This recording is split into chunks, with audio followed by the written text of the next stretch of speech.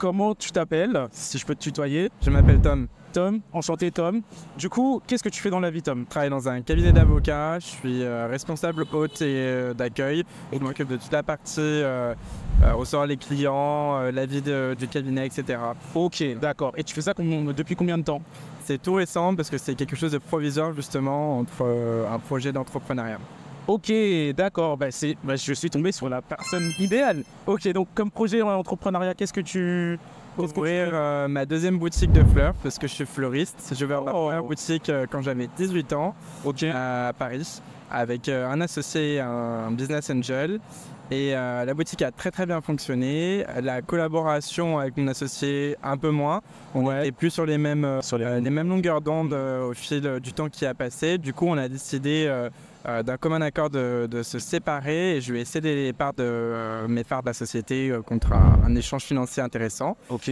Qui a été effectué par le Business Angel. Ensuite, après ça, j'ai été recruté chez Rolex où j'ai intégré un programme de formation expérimental européen. J'ai travaillé pendant 1 an et demi chez Rolex et je les ai quittés l'été dernier pour en fait travailler sur l'ouverture de ma deuxième boutique. Sauf que le problème a été que je fais face à quelques problèmes là pour l'ouverture de ma deuxième boutique. Des détails bêtes comme des plans d'urbanisme. C'est-à-dire que le fonds de commerce que je rachète n'a pas déclaré au fil des années son agrandissement, sur son exploitation. Du coup, je me retrouve à avoir des problèmes au niveau de la commune sur plan d'urbanisme parce que je ne peux pas racheter ça légalement tant que c'est pas déclaré tout correctement. Donc là, le temps de débloquer tout ça, je me suis trouvé un taf dans un cabinet d'avocats. Ok, ah ouais, Bourbier, c'est l'entrepreneuriat quoi. Sinon, c'est entrepreneuriat. Ouais, c'est vraiment, on est dans le cœur du sujet. Du coup, j'ai quelques petites questions pour toi. Vu que tu es dans l'entrepreneuriat, tu essaies de construire des choses, tu as déjà construit des choses. Actuellement, dans le système dans lequel on vit, c'est assez compliqué aujourd'hui de se trouver. C'est assez compliqué de trouver sa voie. Le système scolaire ne convient pas forcément à tout le monde. Et aujourd'hui, il y a de plus en plus de gens qui se lancent dans l'entrepreneuriat. Ma question pour toi aujourd'hui, c'est d'après toi, comment est-ce qu'on réussit sa vie? Mais c'est hyper subjectif comme question. Ah ouais. Chacun a sa vision de la chose. En fait, réussir sa vie, c'est son chemin, quoi. Arriver à être heureux en faisant ce qu'on fait et se sentir à l'aise et heureux quand on va au travail, quand on fait quelque chose. Si on est heureux en ne travaillant pas et en voyageant et en explorant le monde, c'est comme ça, faut suivre sa voie en fait. Donc il faut s'écouter. Moi, j'ai toujours senti que je voulais être fleuriste depuis tout de suite. J'y suis allé contre vents et marées, Paris. Je me suis battu pour aller là où je voulais aller. Et puis il faut s'écouter et je pense que c'est la meilleure manière d'être heureux. Heureux, ouais. Donc vraiment suivre son chemin, ce qu'on ressent de nous. Oui, parce que suivre des chemins tracés soit par la société, soit par ses parents, c'est pas quelque chose qui te rendra pleinement heureux. Ça va te faire croire peut-être que tu seras heureux parce que tu suis des chemins dictés. Après, tu vas te dire bien, tu es dans quelque chose qui est bien. Mais le problème, c'est qu'il y a un jour où ça te rattrape toujours. Et c'est généralement ces gens-là qu'on voit après en reconversion professionnelle qui sont pas heureux parce qu'ils réalisent à 25, 30 ans ou 40 ans que en fait, ce qu'ils font depuis des années, c'est pas ce qui les rend heureux. Donc. Oui. Et donc là, toi, tu dirais que là, actuellement, tu fais ce travail en tant qu'avocat, le temps de... Je suis pas avocat, du coup, je suis... on va dire, je suis plus dans la partie haute d'accueil, d'accord. La vie du cabinet. D'accord. Et tu fais ça temporairement, le temps de c'est ça. Ça permet de moi de ne pas rien faire, de quand même continuer à gagner ma vie à côté parce que j'avais quand même des charges. Faut manger, rien faire et rester au chômage, c'est pas ça la vie. Donc il faut quand même rester actif. Ça permet aussi de garder le moral et de maintenir une forme pour continuer à avancer dans ces projets. Ok. Je te remercie beaucoup. Franchement, et est-ce que tu aurais un petit mot pour les personnes qui vont nous regarder Écoutez jamais les autres, écoutez-vous et il y aura toujours des gens pour vous donner des bons conseils et vous dire que c'est pas la bonne chose à faire, mais si vous êtes sûr de vous et que franchement que vous êtes prêt à tout donner pour votre projet, faites-le. Ça paiera toujours, ça m'a toujours réussi. Et ouais, franchement, je suis content. Merci à toi et merci de ta participation.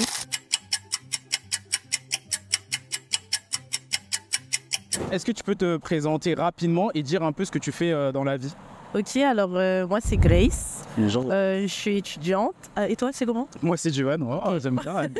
C'est pas. Ok, je suis étudiante en BUT technique de commercialisation. Voilà. Ok. Est-ce que tu as des projets dans le futur, des choses comme ça? Ouais, je fais de la musique. Tu fais de la musique? Ouais, je fais de la musique. Ou d'un instrument? Non, je chante. Tu chantes? Je chante, mais je fais du piano aussi, mais je veux dire, je fais plus de la musique que je chante. Ok, cool. Et après, à côté, j'ai commencé une entreprise pour une marque daily, du coup. Du coup, je suis aussi nail artiste. Nail artist. Ok, bah, je rencontre que des personnes intéressantes aujourd'hui. Ok, d'accord. Et j'ai une question pour toi. Selon toi, et même pour toi aussi, hein. D'ailleurs, tu t'appelles comment? Alison. Alison, ok. Donc j'ai une question pour vous. De quelle manière on peut réussir sa vie en fait? Bah, de croire en nous, en ses idées, enfin, de croire en nous tout simplement, quoi. Ok. Sinon, bah, on peut pas réussir si on croit pas en nous déjà. Ouais, parce qu'aujourd'hui, tu vois, il y a beaucoup de choses qui nous disent, ouais, bah, fais ci, fais ça, va à l'école, fais ci, fais ça, en fait, et c'est comme ça que tu vas réussir ta vie. Oui. Donc, est-ce que vous pensez que c'est en suivant ce genre de choses qu'on réussit ou pas? Non, en fait, moi, je pense que, premièrement, moi, après, ça va être très spirituel parce que je suis chrétienne. Ok, Donc, vas-y. moi, premièrement, ça va vraiment être avoir la foi, en fait. Avoir La foi en foi Dieu. et mettre tous tes projets dans la main de Dieu. Ok. Parce que sans ça, en fait, bah, moi, je pense que tu peux pas réussir ta vie. Après, il y a des gens qui vont réussir leur vie sans Dieu parce qu'ils ont peut-être une grâce, tu vois. Mais après, moi, je pense que ça, c'est la première des choses. Et ensuite, si on part d'un côté plus vraiment personnel, ça va être vraiment de prendre que ses choix personnels en fait, de toujours se concentrer sur soi et d'arrêter de suivre une ligne que la société va nous donner parce que c'est la manière dite par la société de réussir. Pour moi, tes projets priment et ta personne prime avant tout. Ça veut dire que dans tous tes projets, si un projet ça va heurter quelqu'un ou quelque chose, etc., tu t'en fiches, faut foncer. On rentre dans le tas. Penser, c'est ça en fait. C'est vraiment ta personne qui prime et si tu veux vraiment arriver à tes fins, c'est vraiment de te concentrer que sur toi. Ok, et par exemple, est-ce que vous avez eu des galères, par exemple toi, quand tu t'as commencé à te dire je vais faire nail artiste ou quoi, est-ce que tu en as parlé à tes parents et comment ça a été quoi la réaction ou des choses comme ça? Déjà, t'as quel âge? Moi j'ai 19 ans. 19 ans, et pareil, ok. Donc quand tu as commencé à faire ça, est-ce que tu leur en as parlé tout de suite ou est-ce que tu as attendu parce qu'on sait des fois les parents c'est un peu compliqué, etc. Moi par rapport au fait d'être nail artiste, non, ça leur a pas dérangé, vraiment pas. Par contre sur la musique, là ça a été...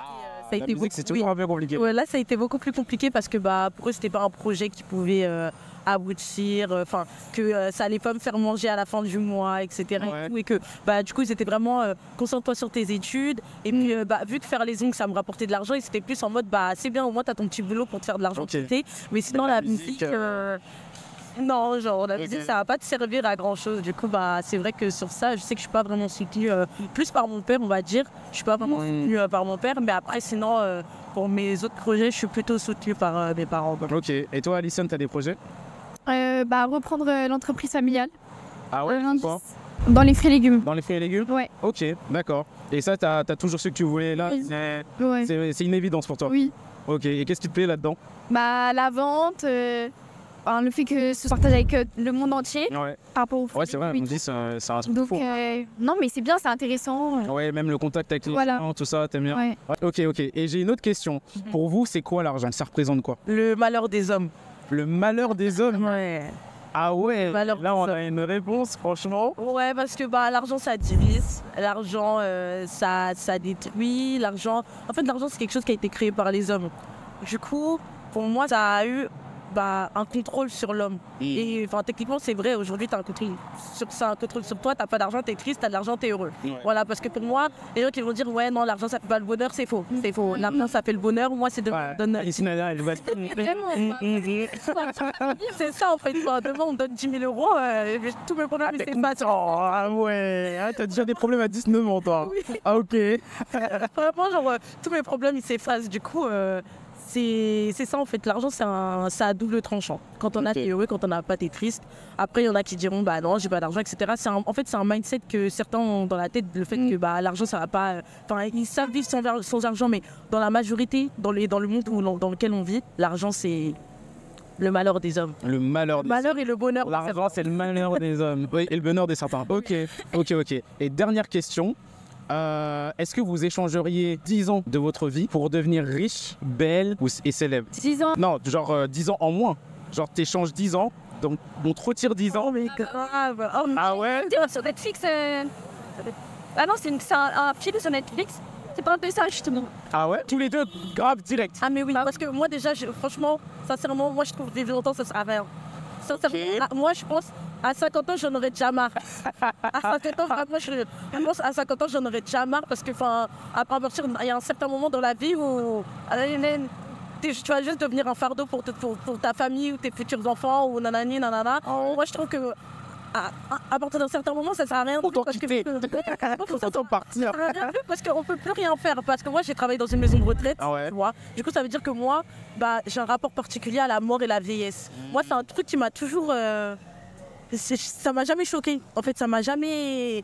Je me suis jamais posé la question. Oh, je vais mourir, etc. Et tout ça et tout. Enfin, ça m'a jamais choqué. Ok. Du coup, moi, je suis même plus à dire que, ouais, franchement, quand je vois malheureusement comment il y a des personnes qui vieillissent. Après, tu deviens limite un fardeau pour la famille, ils veulent même plus venir te voir en maison de retraite, t'es seul, etc. et tout. Et t'as des gens, ils ont réussi, hein. Il y avait une femme, comment on les appelle les jeunes de Monaco? Elle est monégasque? Ouais, elle est monégasque, c'est une famille super riche. Ouais. Ils ont attendu qu'elle vieillisse, qu'elle devienne démente pour prendre tout son argent et la mettre dans une maison de retraite, tu vois.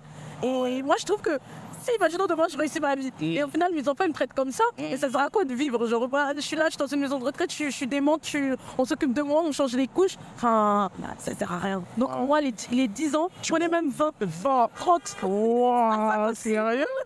Ah ouais, ok. Et la série, elle s'appelle? C'est ça, c'est un film. Paradise. Ah, c'est un film. Ok. D'accord. Ok. Toi, tu ferais pareil. Tu valides direct. Bah, ouais. Oui, en vrai, oui. Ok, non, je suis étonné, je m'attendais pas à ça, à 19 ans et tout. Donc, ok. C'était parce qu'on est jeune qu'on a cette mentalité-là. Ouais, non, même si t'avais 30 ans, t'aurais dit oui. À 30 ans, j'aurais dit oui. Voilà, à 30 ans, j'aurais dit oui. Enfin, en fait, ça dépend. En vrai, c'est vrai, ça dépend. Parce que si à 30 ans, si à 30 ans et tout, j'ai des enfants et que genre, je vais me dire, j'ai envie de voir un peu mes petits-enfants. Mais on va dire, vers 70, 80, là, ça sert à rien de continuer. Ok. Là, c'est bon. Ok. J'ai vécu. Ok. D'accord, bah, je vous remercie les filles, merci beaucoup.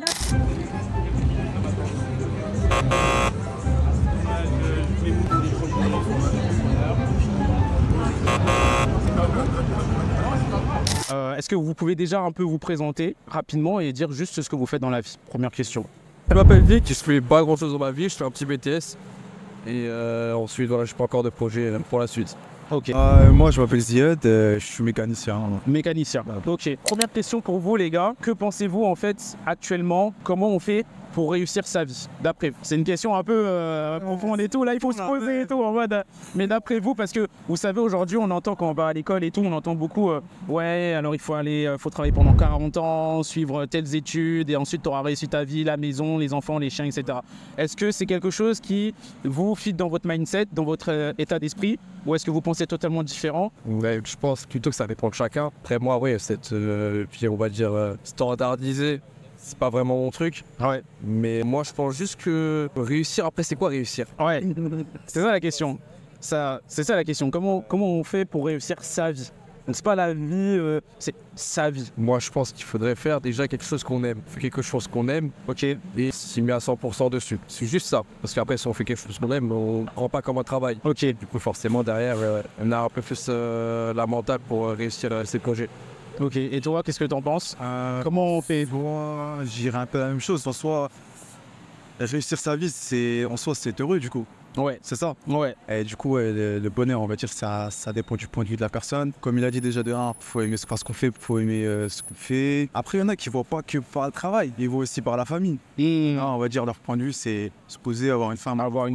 Et créer un foyer en fait. Ouais, il y en a, ils ne voient même pas du point de vue financier. Bah, moi, ma question, c'est pour vous alors, du coup, Ouais. ça représenterait quoi? Moi- À quel moment vous pourrez vous dire, là, je pense que j'ai réussi ma vie? Franchement, sur ma vie, moi, j'aimerais bien, on va dire, construire quelque chose de moi-même. Ouais. Faire quelque chose de moi-même, enrichir mes parents. Ok.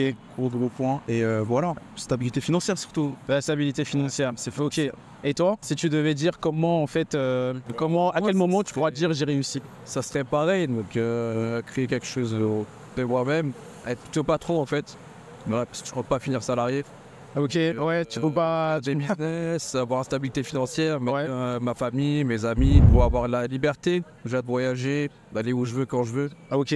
Mais ça, justement, c'est pas quelque chose qui, je dirais, 30 ans, 40 ans en arrière, qui était dans l'état d'esprit. Là, maintenant, j'ai l'impression que tout le monde pense un peu comme ça. C'est bon, c'est vrai. Après, c'est la nouvelle génération. Avant, c'était une autre mentalité, il y avait d'autres opportunités, Ouais. surtout. Et souvent, voilà, ma génération d'avant, c'était des parents, souvent, voilà, dans mon exemple avant, où c'était des parents immigrés. Ok. Et en France, du coup, voilà, ils voyaient ça comme un Eldorado. Et les seules choses qu'ils avaient, du coup, c'était juste le travail. Et souvent, voilà, on n'avait pas forcément de diplôme. Ouais. Pour réussir, c'était les seules choses qu'ils avaient, contrairement à nous, voilà, qui sommes nés en France. On a d'autres opportunités. Maintenant, il y a Internet. On a beaucoup plus d'opportunités, que ce soit avec les réseaux sociaux, avec les contacts qu'on peut se faire. Donc forcément, voilà, il y a une différence de mentalité. Mais c'est juste qu'on voit, on va dire, la réussite et la vie autrement. Ouais, peut-être nos parents. Ok. Et toi? Moi, je dirais que déjà les réseaux sociaux, ça, quand tu vois les influenceurs et tout, ils ont tous une vie de rêve, tu vois, ils vont montrer le mauvais côté des choses, j'ai envie de te dire. C'est leur travail aussi. Jamais, ouais. Tu vois, c'est leur travail, ça se comprend. Donc ils vont te montrer le meilleur côté des choses. On va se dire, ouais, lui, il a une bête de vie, il a Dubaï, nanana, ou la musique aussi. Par exemple, des rappeurs. Les rappeurs, voilà. Grosse influence. Ouais, grosse influence. Ils ont des gros gamos. Voilà quoi, ils ont une notoriété de fou. Donc les gens, ils vont s'identifier à eux. Dire, moi, je vis une vie comme ça, je vis une vie comme ce rappeur. Ouais. Donc c'est pour ça qu'il y a un peu cette pensée-là. Mais comme il a dit, par exemple, même moi, mes parents, c'est des immigrés. Ouais. Par exemple, juste ma mère, quelquefois, je lui dis, regarde cette voiture, regarde ça, nanana. On n'a pas besoin de ça, tu vois. Pas besoin d'aller jusqu'à ce niveau-là. C'est plus dans l'essentiel. Voilà, l'essentiel. Après, je pense que c'est aussi une différence d'âge. Ouais. Il y a, plus tu montes en âge, plus tu as de maturité, plus tu vois moins pas de matériel. Et pour vous, du coup, ça représente quoi l'argent? Ouais, c'est un outil pour avoir sa liberté. Un outil pour avoir sa liberté, C'est ça, forcément. Plus on a d'argent, plus on peut se permettre des choses, plus on peut évoluer. Ok, parce qu'il y a tout à l'heure, il y a quelqu'un qui m'a dit l'argent, c'est le malheur des hommes. C'est vrai dans un sens. Parce que je pense que plus on a d'argent, plus on change. Ah ouais? Tu vois? Ouais, tu penses aussi? Ouais, je pense aussi. L'argent, en fait, il faut un juste milieu. C'est ça le truc. Ok, en vrai, ça dépend des gens. Il y en a, même pour 1000 euros, ils sont prêts à. Ils tombent dans des états. Mais l'argent, ouais, c'est soit t'es bien, on va dire, mentalement, t'es prêt à avoir ça. Mais s'il y a, on va dire, une certaine somme, ça peut devenir un gros liste d'argent. En fait, faut garder les pieds sur terre, en fait. Ok. Bon, à partir de quel montant pour vous, genre, c'est trop? Genre, par exemple, là, ça serait quoi votre objectif en termes de chiffres? Genre, j'aimerais bien avoir cette somme-là dans le compte en banque actuellement. Sur le long terme ou sur le court terme? Non, sur le long terme, pour une vie en mode, là, vous vous dites, en vrai, si j'ai ça, ça va, je suis bien. En vrai, peut-être ça va paraître abusé, mais moi, je pense qu'un milliard. 1 milliard? 1 milliard, ouais, ça a l'air beaucoup. Sur une vie. Mais sur une vie. Là, on part sur une vie. Oh, si tout se passe bien et ça avance bien, normalement, sur une vie, 1 milliard, je trouve ça. Juste 1 milliard. Au-dessus, je pense que ça peut servir un peu à rien. Ils ont des milliards, c'est pas. C'est pas vraiment encore 1 milliard, ça va. Je suis dans la d'attendre, donc. 1 milliard, c'est énorme. Dans une vie, normalement, tu dépenses à peu près 8-9 millions. 8-9 millions? Ouais, dans une vie complète. Ouais. Non, mais je te parle de quand t'as des gosses, tu les entretiens, je te parle de vraiment toutes les dépenses. Ok. Ah oui, ça me paraît tout fou, ouais. Gros, c'est des études, j'ai regardé. Ah ouais? Tu laisses ça comme ça. Documenté. Ah ouais. 8-9 millions. Quand t'es petit, juste en bas âge, t'as les couches. En fait, je te compte toutes ces dépenses-là. T'as les couches. Ok. Tu prends les couches, ça coûte de l'argent pour tes parents. Je te parle vraiment de l'ensemble. Tu sais que t'étais à 8 millions facile. Hein. Je crois même que c'était un peu moins. C'était un 7 millions 5 et ouais, c'est ça, 7 millions 5. Donc 1 milliard. 1 milliard, ouais. Après là, on est 1 milliard alors. T'es choqué là. Et toi, du coup? Moi, je vais pas dire en somme finale. Oui, je tire plus, on va dire, par mois. Ouais. Alors bon, tu vois, 4500, je suis bien. 4500 par mois. Comme ça, c'est bon, mon match. Ah, c'est par mois là pour. Il a dit c'est comme c'est comme ça, genre ouais. Parce qu'un milliard, après moi je parle, je sais pas, en général, en patrimoine, pas forcément son... Par mois, parce que par mois, en vrai, je te mens pas, par mois, je pense qu'il y a... Il va dire, c'est mieux, faut quand même. Un revenu comme ça, je pense qu'il y a un bon 10 000, ça m'irait. 10 000 par mois? Ouais. Ok. Mais le 1 milliard, ça on va dire c'est en patrimoine. C'est pas forcément limite. C'est que même le président également. Bah je sais, mais écoute, ça c'est son dos. Et dernière question, du coup là on parle d'argent. Est-ce que pour la somme que vous venez d'énoncer, vous seriez prêt à retirer 10 ans, à perdre 10 ans de votre vie? Non, franchement non. À y réfléchir. Genre à la fin de ma vie? Bah non, genre là t'as quel âge? Ah j'ai 24. 24, bah du coup on te dit ok sur les 10 ans, je sais pas quand, mais genre on te retire 10 ans. Non. Ton espérance de vie déjà de 80 ans je crois en France. Ouais, en France c'est un peu fait ça, ouais. 80 ouais alors, imagine, ouais, tu vis jusqu'à 70. Sachant que si t'as tous tes projets, vas-y, t'arrives à la fin, t'es à peu près stable, t'as on va dire 45 ans, profite pas énormément. Ouais, donc pour 10 ans, on vous dit genre ok tu seras riche, célèbre et hyper beau, genre non. On sort d'être beau et célèbre. Ah, non. On de l'argent. Ok. C'est intéressant parce que du coup, on est prêt à faire pas mal de choses pour l'argent, mais dès qu'on parle d'espérance de vie ou d'années de vie, là on se dit ah ouais mais en fait l'argent c'est rien, tu vois, je préfère vivre et pas. Mais comme il a dit, il y a des limites. Voilà, que forcément tu préfères avoir 10 ans en plus. 10 ans c'est énorme hein. Ouais, tu peux faire des choses. 10 ans vraiment c'est énorme. Ok. Je sais pas, imaginons tu perces, t'as 70 ans. Ouais, ça il te reste que 10. C'est ça, ouais, il te reste même pas, il te reste rien du tout. Ah non, raison, ça va tu crèves. Et encore, à 60 ans, t'as pas la même t'as pas le même peps que maintenant. Ah ouais, ouf, ouais. Je sais pas, tu peux te faire 60 ans, je te mets pas. Ok. Bah, je vous remercie les gars. Voilà, ok, merci à toi. Beaucoup.